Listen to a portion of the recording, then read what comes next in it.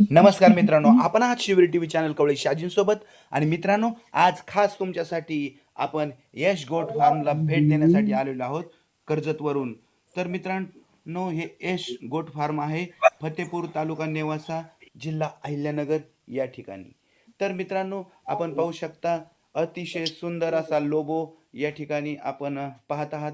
आणि आतील रचना या ठिकाणी मी तुम्हाला दाखवण्याचा प्रयत्न करत आहे, कारण या गोट फार्मचे जे ओनर आहेत ते तुर्तास आपल्याला भेटण्यासाठी येत आहेत. परंतु तोपर्यंत आपण हे गोट फार्म पाहून घेतलेलं आहे खास तुमच्यासाठी. तर त्यांच्यासोबत आपण चर्चाही करणार आहोत. तर या चर्चेमधून नक्कीच मित्रांनो तुम्हाला काहीतरी मोटिवेशन मिळेल, यात कुठली शंका नाही. तर मित्रांनो, या ठिकाणी आपण व्हिडिओ थांबवतो आहोत. ते आल्यानंतर आपण पुढं व्हिडिओला सुरुवात करणार आहोत. व्हिडिओ आवडला तर नक्की लाईक आणि शेअर करा. धन्यवाद. तर मित्रांनो, या ठिकाणी आपली प्रतीक्षा संपलेली आहे. तर आज मित्रांनो, या ठिकाणी आपण यश फार्मला भेट देण्यासाठी खास कर्जतवरून आलेलो आहोत. तर मित्रांनो, या ठिकाणी तुम्हाला सरांचा परिचय करून देतो. तर सर, तुमचा परिचय. नमस्कार, मी यश गोट फार्म, सोमेश्वर लवांडे, फत्तेपूर गाव, तालुका नेवासा, जिल्हा अहिल्यानगर, महाराष्ट्र. तर मी 2 वर्षापासून शेळी पालनामध्ये आहे. चारा बी बियाण्यामध्ये वेगवेगळ्या पद्धतीत काम करतोय आणि खूप वर्षाचा अनुभव आहे. एकदम या गोष्टीमध्ये पूर्णपणे गेलेलं आहे. आणि कुठल्याही गोष्टीत तुम्हाला जर यशस्वी व्हायचं असेल, सक्सेस मिळवायचा असेल, तर त्याच्यासाठी खूप संघर्ष, त्याग हा करावाच लागतो. एकाएकी कोणालाही प्रसिद्धी भेटत नाही, एकाएकी कोणीही श्रीमंत होऊ शकत नाही. या जगामध्ये त्याला खस्ता खावाच लागत, त्यात संघर्ष करावाच लागतो. त्या संघर्ष केल्याच्या नंतरच कुठंतरी माणसाचं नावरूप रंगरूप वरती येत असतं. त्याचप्रमाणे 2012 पासून तर आज 2026 पर्यंतचा हा प्रवास आहे. अगोदर साध्या पद्धतीत शेळी पालन होतं, प्रत्येक गोष्टीत केलं. गावरान शेळ्या पाळल्या, उस्मानाबादी पाळल्या, शिरोही, सोजत, बिटल खूप पाळल्या, खूप केलं. आणि त्या शेळी पालनाच्या यश गोट फार्मच्या नावापासून मी पण खूप मोठा झालो. भारतभर लोक ओळखायला लागले, भारताच्या बाहेर देखील ओळखायला लागले. व्यवसाय पण खूप मोठा झालेला आहे. आणि त्या ज्या नावापासून मोठं झालंय त्या नावाचं अलौकिक कसं करायचं, त्या अनुषंगाने आम्ही बाहेर देशामध्ये 16 दिवस फिरलो. पूर्ण भारतामध्ये सुद्धा प्रत्येक गोट फार्म चाळून काढला. आणि त्याच्यानंतर ठरवलं की आपल्याला एक असा आधुनिक पद्धतीचा गोट फार्म तयार करायचा, जेणेकरून आपल्याला त्याच्यापासून आपल्याला भविष्यात फायदाच झाला पाहिजे. सुरुवातीच्या गोट फार्म मध्ये काय व्हायचं, जमिनीवर गेल्याच्या नंतर आपण सपोज आपण झोपेतून उठल्याच्या नंतर आपण काय करणार, तुमच्याकडे शेळ्या आहे 5-50, तुम्ही सकाळी झोपेतून उठले म्हणजे तुम्ही काय करणार, पहिला तुम्हाला झाडू खराटा हातामध्ये घ्यावा लागतो आणि पूर्णपणे तो गोठा स्वच्छ करावा लागतो. आता मी असं आहे, मी झोपेतून उठलो का वरती गोठ्यामध्ये येतो, पुढं काय झालं नजर मारतो, काय आपल्या दावण्यामध्ये रात्रीचं काही शिळं पाकं उरलेलं आहे ते साफ करायचं, खुराक पाणी टाकायचा, चारा टाकायचा. म्हणजे दैनंदिन मित्रांनो, या ठिकाणी दैनंदिनचं जे रुटीन आहे तर ते मित्रांनो आपण त्यांच्याकडून जाणून घेत आहोत. तर मुख्य वैशिष्ट्य म्हणजे आपल्या हातातला झाडू बंद झाला. जे ग्राउंड फ्लोअरवरती जी चिडचिड व्हायची ती चिडचिड होत नाहीये. आणि जी चिडचिड व्हायची, जो चारा टाकायचा, जे मच्छर व्हायचे, जे किडे व्हायचे, ते आपल्या त्याच चाऱ्यावर बसतात, त्याच शेळ्या ते खाणार. म्हणजे ते शेळ्या आजारी पडायच्या, दुख नाही त्यांना यायचं. जमिनीपासून वरती आल्याच्या नंतर इथे एकदम फ्रेश मोकळी हवा त्यांना मिळते, चिडचिड नाही, काही घाण नाही. जी लेंडी असेल, मूत्र असेल, ते ह्या इथून खाली पडून जातं. त्याच्यामुळे एकदम फ्रेश आणि निरोगी वातावरणामध्ये आपल्या त्या शेळ्या राहतात. त्याच्यामुळं आपला जे दुखणं भाणं आहे, जो कष्टाचं काम आहे, ते पूर्णपणे कमी झालेलं आहे. एकदम निरोगी फ्री आपल्या शेळ्या राहतात. आणि त्यातली त्यात अजून आधुनिक पद्धतीमध्ये आपण तुम्ही बघू शकता, आता इथे वरती आपण त्यांना मच्छर ट्यूब लावलेले आहे. याच्यामध्ये हजारो संख्येने मच्छर याच्यामध्ये इथं साचलेले आहे. आणि हा ट्रे जर काढला तर पूर्णपणे गच्च भरलेला इथं दिसत. तर आपण ते पण मी तुम्हाला एक लाईव्ह मध्ये दाखवतो. हे बघा, आता हे बघा. तर आधुनिक पद्धतीच्या या ठिकाणी पूर्ण बघा डेड बॉडी तुम्ही पाहू शकता. याच्या एवढ्या प्रमाणात हे मच्छर आहे. जर मी ही टेक्नॉलॉजी वापरली नसती तर हे संपूर्ण मच्छर कुठं पडले असते, या चाराच्या गावणीमध्ये पडले असते, ते शेळ्यांनी खाल्ले असते. त्याच्यामुळे आपल्या शेळ्या निरोगी झाल्या असत्या, दुखणे भाण्याच्या झाल्या असत्या. बरोबर, अशा पद्धतीने. त्यानंतर हवा तर आहेच. उन्हाळ्यामध्ये जर शेळ्यांना गरम होत असेल, त्याच्यासाठी आपण फॅन बसवलेले आहेत आणि होगर पण बसवलेले आहेत. ज्या गोठ्यामध्ये सुख सुविधा पाहिजे, ज्या माळ एखाद्या व्यक्तीच्या घरामध्ये नसन, त्या आपण शेळीच्या गोठ्यामध्ये लावलेले आहेत. तर खरोखर मित्रांनो या ठिकाणी मी पाहिलेलं आहे हायटेक गव्हाण आहेत. पूर्ण फार्मच हायटेक आहे, त्याच्यामुळे जास्तीचं काही सांगायची गरज नाही. तर सर हा तुमचा जो दांडगा अनुभव आहे, त्यानंतर जे आपल्याकडे जे जर काही आपले प्रेक्षक आले घेण्यासाठी तर आपल्याकडे हे उपलब्ध होऊ शकतात का? शेळ्या उपलब्ध व्हायला थोडासा वेळ लागेल. जे आपण पारंपरिक पद्धतीने जे शेळी पालन करत होतो त्याला आता आपण फाटा दिलेला आहे, ते आपण बंद करणार आहे. कुठेतरी एक टॉप ब्रीड मध्ये आपल्याला काम करायचं आहे. मी एक साईड बिटलसाठी आणि एक साईड आफ्रिकन बोरसाठी राखीव ठेवलेली आहे आणि याच्यामध्ये टॉप मधल्या शेळ्या आपल्याकडे असणार आहे, आपल्या वातावरणामध्ये सेट झालेल्या, सुसज्ज झालेल्या, आणि त्या शेळ्यांना जी पिल्लं होतील ते पिल्लच फक्त आपण विक्री करणार आहे. आपला ब्रीडिंग फार्म आहे. तर मित्रांनो तुम्हाला एक विश्वासाचं ब्रेड जर घ्यायचं असेल तर नक्की सरांशी तुम्ही संपर्क साधू शकता. तर आता आपल्या मुख्य विषयाकडे आपण ज्या कामासाठी भेट द्यायला आलो त्याच्याकडे वळणार आहोत. मित्रांनो आपल्याला हायटेक का व्हायचं आहे, तर हायटेक साठी पैसा हा नक्कीच लागणार आहे, खूप लागणार आहे. हा असं म्हणलं तरी वावगं ठरणार नाही. तर मित्रांनो पण त्याचे फायदे पण जास्त आहेत. ज्याला शक्य आहे त्यांनी नक्कीच बाकी पण सरांचे कॉन्टॅक्ट देणार आहे. त्यांच्याकडे जे रॉ मटेरियल आहे तर ते अवेलेबल आहे आणि काय काय रॉ मटेरियल आहे ते पण आपण थोडक्यात दाखवणार आहोत. तर पहिल्यांदा आपण एक गावरान शेळीपासून सुरुवात करणार आहोत. एकदा हे फार्म बघून घेऊ. तर सर ही आपली गावरान शेळी आहे. भरपूर जण म्हणतात तुम्ही गावरान शेळी एवढा मोठा 10, 15, 16 लाखाचा फार्म मधला गावरान शेळी का ठेवली. आता ही आपल्याकडे पहिल्यापासून शेळी, ही जी आपली गावरान शेळी आहे 3 ते 4 लिटर दूध देते.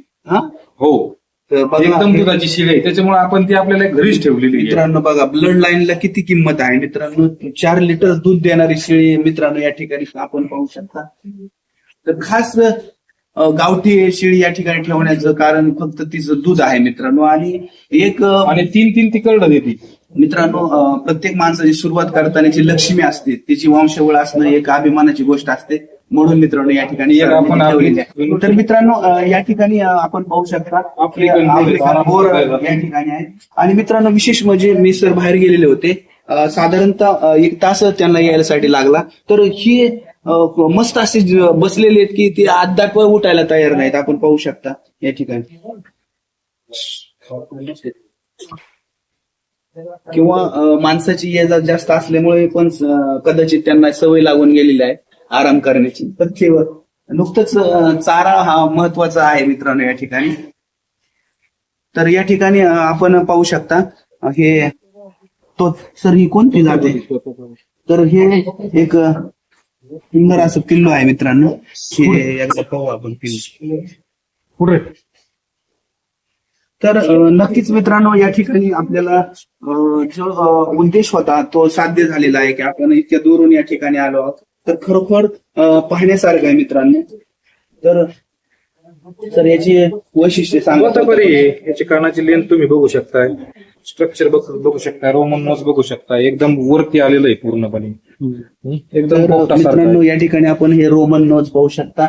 पूर्ण बॉडी स्ट्रक्चर एकदम सिंगाची ठेवण या ठिकाणी पाहू शकता. त्याचबरोबर हा पंच पण पाहू शकता. आणि एकदम सुंदर मित्रांनो त्याचं जे आकर्षक रूप आहे, म्हणजे डिझाईन म्हटलं तर वेगवेगळं ठरणार नाही. तर त्या गावठी जी शेळी आपण पाहिली जी 4 लिटर दूध देत होती तर तिचं हे पिल्लू आहे. ते 2 बोकडे इकले आपण, एक ठेवला, याला मोठा करून ब्रिडिंग साठी घेणार आहे. नाही म्हणजे ब्लड लाईन पण त्यासाठी महत्वाची असते मित्रांनो. तुम्ही ज्याला म्हणतो आपण खानू. जर 4 लिटर दूध ती शेळी देत असेल तर नक्कीच मित्रांनो 3 पिल्लामधलं पिल्लू कसं आहे बघा. तर 3 पिल्लामधला हा बोकड आहे. तर नक्कीच खूप छान असं. तर या ठिकाणी मित्रांनो आता आपण हे बिट्टल. तर सर हे बिट्टल आपण आत नाही जायचं, बाहेर निघते मित्रांनो. आत गेल्यानंतर काम वाढतंय थोडस. तर या ठिकाणी आपण पाहू शकता खूप चपळ आहे, खूप चपळ झाला कशी. तर पिल्लूच आहे मित्रांनो, असं म्हटलं तरी वावगं ठरणार नाही. दीड वर्षाचा साधारणतः 2.5 वर्षाचा. 1.5 वर्ष. दीड वर्ष याला. तर तुम्ही हाईट पण पाहू शकता. 44 हाईट वर आहे. 44 याची हाईट आहे. तर खूप छान मित्रांनो या ठिकाणी. तर आपण एक पाठ पाहणार आहोत. फार माझं म्हणजे सगळ्यात आकर्षक सरांनी आपण या जर शेळी पाहिली गावरान शेळी, तुम्हाला विशेष वाटेल. 4 लिटर दूध पण मित्रांनो खरंच पाहण्यासारखं आहे या ठिकाणी. आपण पाहू शकता. मीटर मध्ये 15+ कान आहे. फ्लॅश वगैरे बघू बघू शकता. तर मित्रांनो या ठिकाणी पाहून घ्या तुम्ही. शिंग सुद्धा बघा आत्ताच वळलेत पूर्णपणे. हाईट बघा, लांबी बघा. सर किती महिन्याचं पिल्लू आहे? हे आता 2.5-3 महिन्याचे आहे. मित्रांनो पहा 2.5-3 महिन्याचे. 2.5-3 महिन्याचं पिल्लू आहे. 26 किलो. हे साधारणतः 27च्या आसपास असेल मित्रांनो माझे म्हणजे उंची. तर खूप चांगलं असं वजन मित्रांनो या ठिकाणी आहे. आणि या ठिकाणी एक छोटं पिल्लू पण आहे. आता बघा 1.5 महिन्याचं साधारणतः 13. हा मित्रांनो 13 किलोच्या आसपास समथिंग हे असेल. सुद्धा कानाचे आहे. कारण जे आपलं पिल्लू आहे ते पण सहज 13 किलो भरतं. म्हणजे हे त्याच वयोगटातलं पिल्लू आहे. 100% असणार आहे. तर मित्रांनो या ठिकाणी आपण आता बोरचं एक पाहणार आहोत आणि नंतर तुम्हाला मी जे सरांकडे जो या स्ट्रक्चरसाठी किंवा या शेडसाठी किती खर्च आलाय, किती खर्च झालेला आहे या ठिकाणी आपण पाहणार आहोत आणि तुम्हाला त्याच्याविषयी महत्वाची माहिती या ठिकाणी देणार आहे. व्हिडिओ नक्कीच मोठा होणार आहे याबद्दल.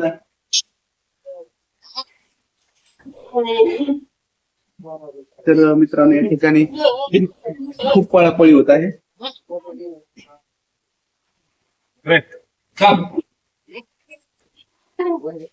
तर आपण या ठिकाणी पाहू शकता मित्रांनो हे 90 किलोच्या समथिंग असू शकतं मित्रांनो. 95 किलो आहे. 1.5 वर्षाचा आहे. फुल ब्लड 95 किलो. मस्त होईल बघू. थोडस आता आम्हाला काय वाटते वजन म्हणजे ते बघूनच. तर या ठिकाणी सर तुम्ही थोडस जे ब्लड लाईन आहे किंवा त्याची क्वालिटी काय आहे ही जात आफ्रिका, साऊथ आफ्रिका मधली.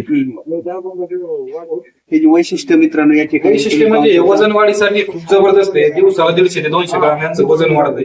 150 खुराक आणि चारा व्यवस्थापन असेल तर दिवसाला. सर याचं वय काय आता? आता जवळजवळ 1.5 वर्षात झालं. आता 1.5 वर्षाचा या ठिकाणी हा पिल्लू आहे. पिल्लूच म्हणता येईल मित्रांनो. हे सांगायचं लई जबर हत्यारे झाले. तर या ठिकाणी आपण सरांकडे जे मटेरियल मित्रांनो हे सेड करण्यासाठी हे आधुनिक मटेरियल आहे मित्रांनो. हे ज्या मॅट आहेत त्यांना आमच्या आधी गडबड झाली बाहेर निघायची.